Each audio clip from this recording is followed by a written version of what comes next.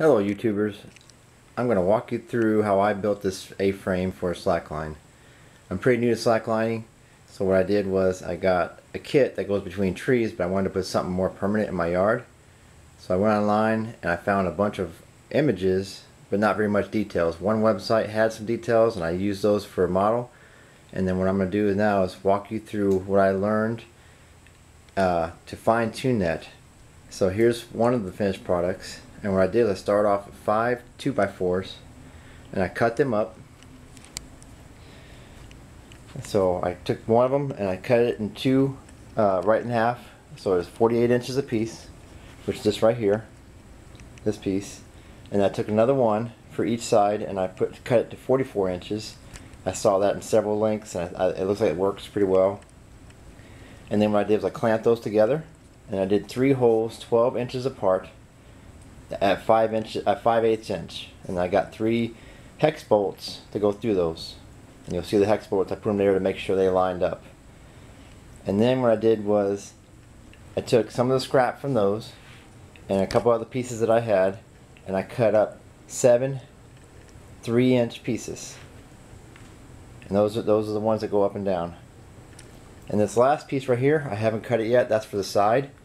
The measurement ended up being 30 inches for the first one, but I didn't want to cut first and then not have it right. So when I build this second one, that's going to confirm the measurements. So then what I did was I put the spacers in, the 3-inch spacers, and I actually measured them to the same intervals as the other one, so they match up, they look aesthetic. And then I just went ahead and put the bolts in and tightened them down a bit, and that way it holds them in place. All but the bottom one is held in place now, so I can put the screws in. And what I'm going to do with the screws is I'm going to put, these are 3-inch deck screws, I'm going to put 2 on each side, and I'm going to do inside and towards the middle, a little bit offset. And then when I do that on the same side, the screws won't be matching up. They'll actually be offset, so there'll be one here, one here, one here, and one here. And that way I don't take a chance of splitting the wood or the screws hitting each other and weakening that part there. So I'll go show you in just a second. And another thing to note is I went ahead and used those 2 boards down here. I just put a gap in here. That way when I put it up on this bolt head, or the bolt nut on the other side, it would be flat, so I can drill straight down into here without having to worry about it cantering. Okay, a little trick that I found that helps with getting these screws in without having them go sideways is to push it into the wood using the way of the drill. And that way it's already started and you just kind of put pressure evenly to the starters and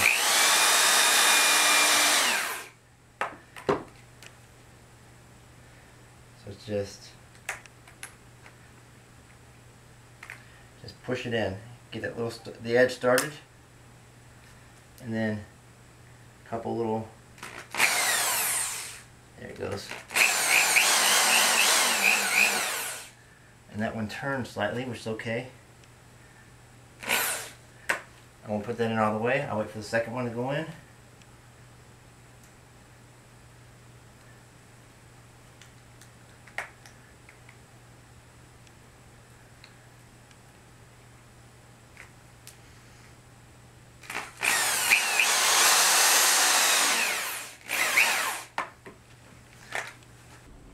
So now I have it together, and so what I did to check before I put the base on is I went ahead and put it on a flat surface.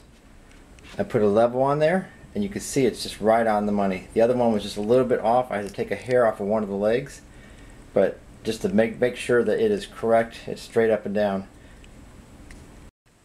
So then what I did was I took a yardstick and my tape measure, and I overlapped them like this, and I kept going back and forth until I got them even on both sides, the measurements. And you can see it's 21 inches here, 21 inches here, just a little bit over, but on both sides.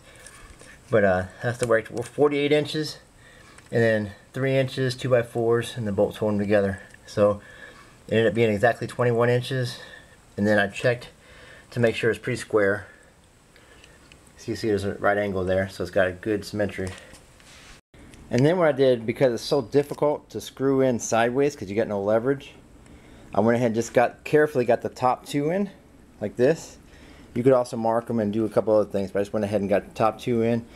So now I'm just going to do 4 total on each side, and then I'll be ready for my crossbars. And that is the base screwed in soundly. I just wanted to make sure under stress or when the slack line's coming down there, nothing was going to give here. So I did it really well. And I actually did these semi-slow because I wanted to make sure that it didn't crack the wood. You can see the wood didn't crack at all on these. So I just put pressure on it, got the tip in, did a couple of starting to get the thread started, and then went slowly zzz, zzz, zzz, zzz, zzz, right in. So the way I determined the 45-degree angle for this crossbar here is I took this, I forgot what it's called right now, but I took this right here and I just let it flat on here with the measure part over here extending. I took the 45-degree angle on this yardstick, and you can see it's right at 0 there, and just like the other one, it's 30 inches. So I'm going to cut my cross beam so it's 30 inches on the outside with the 45s going in. It's going to be short on the insides, so you can see. So it's pretty simplistic. So now to get those cut correctly, I just take my saw,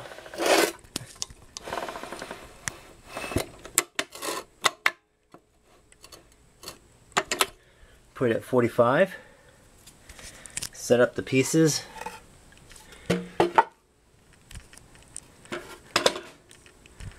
like that. So when I saw down, it takes off at a 45-degree angle, and I make sure that the angle between here, this far part, and where I'm going to draw the line over here is going to be 30 inches, and then the cut's going to go this way. So now I'm going to have 30 inches on the outside, short on the inside. It's going to go right in that little spot. So I cut those 45-degree angles on both sides. You can see